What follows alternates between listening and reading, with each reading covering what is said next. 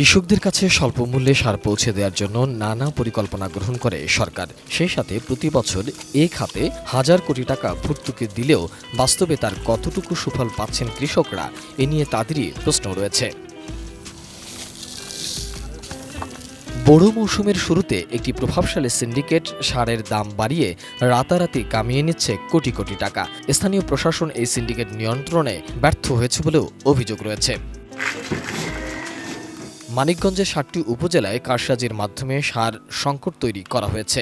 বেশিরভাগ সার বিক্রির অভিযোগ উঠেছে ডিলারদের বিরুদ্ধে।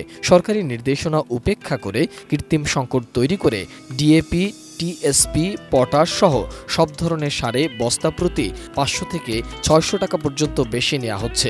শুধু তাই নয়, কৃষকদের কাছে বিক্রিত সারের কোনো রসিদও দেয়া হচ্ছে না। কোনো কৃষক সার ক্রয়ের রসিদ চাইলে তার কাছে সার বিক্রি করছেন না ডিলাররা। ডিজাইন, এলিগেন্স, বিউটি, সেরা পণ্য সবার জন্য জেভিকো।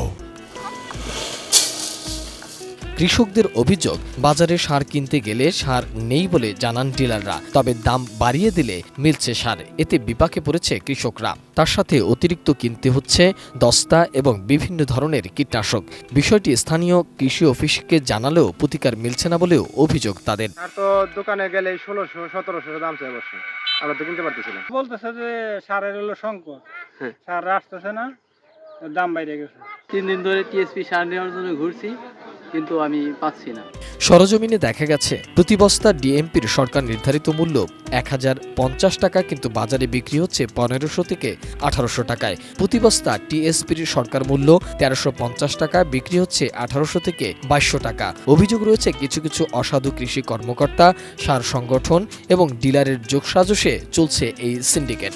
সিন্ডিকেট হলো কৃষি অফিসাররাই বেশি সিন্ডিকেট করতেছে। সারের দাম কত নিতেছে? সারের দাম মনে করেন যে এই যে চাইনা ডিআইপি ১৪০০, ১৪৫০, ১৫০০ টাকাও বিক্রি করতেছে দোকানদার। কৃষি অফিসার এসে আমাদের কাছে না এসে ডিলারের কাছে এসে বসে, ডিলারের কাছে সময় দেয় এবং মনে করে তার সাথে এই কুশল বিনিময় করে চলে যায়। এসব অভিযোগ নিয়ে ক্যামেরার সামনে মুখ খুলতে রাজি নন ডিলাররা। তবে কোনো কোনো সাব ডিলার বাড়তি দামে সার বেচাকেনার কথাও স্বীকার করেছেন। ডিএপি কত করে কিনছেন?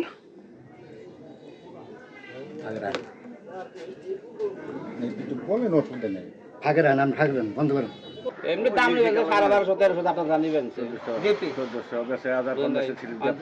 টাকা। সার সিন্ডিকেটের বিষয়ে জেলা কৃষি কর্মকর্তা ডক্টর রবিআ নূর আহমেদ বলেন, সরকারি মূল্যের বাইরে সার বিক্রি করার সুযোগ নেই। আর অতিরিক্ত দামে সার বিক্রির অভিযোগে মোবাইল কোর্ট পরিচালনার কথাও জানিয়েছেন মানিকগঞ্জের জেলা প্রশাসক ডক্টর মনোয়ার হোসেন। কেউ যদি সার বেশি দামে বিক্রি করে নির্ধারিত মূল্যের চেয়ে, আমরা জানতে পারলে আমরা ব্যবস্থা নিয়ে থাকি। ইতিমধ্যে আমরা নির্ধারিত মূল্যের বেশি যারা উচ্চ মূল্যে সার বিক্রি করতেছে তাদের ব্যাপারে ভ্রাম্যমাণ আদালত পরিচালনা করে শাস্তির আওতায় নিয়ে এসেছি এবং আমরা খবর পাওয়ার সাথে সাথে আমাদের নির্বাহী ম্যাজিস্ট্রেটগণ এই ক্ষেত্রে ব্যবস্থা নেবে, এই মর্মে আমি সকলকে নির্দেশনা দিয়ে দিয়েছি। আমি আপনার কাছে থেকে জানলাম, আমি খোঁজ খবর নিয়ে যদি দেখি কেউ দোষী, তাহলে তাদেরকে সার ব্যবস্থাপনা আইন অনুযায়ী যেই পদক্ষেপ গ্রহণ করা আমার পক্ষে সম্ভব, ইনশাআল্লাহ ওই পদক্ষেপগুলো আমরা নিব, আমরা তাদেরকে শাস্তির আওতায় নিয়ে আসব।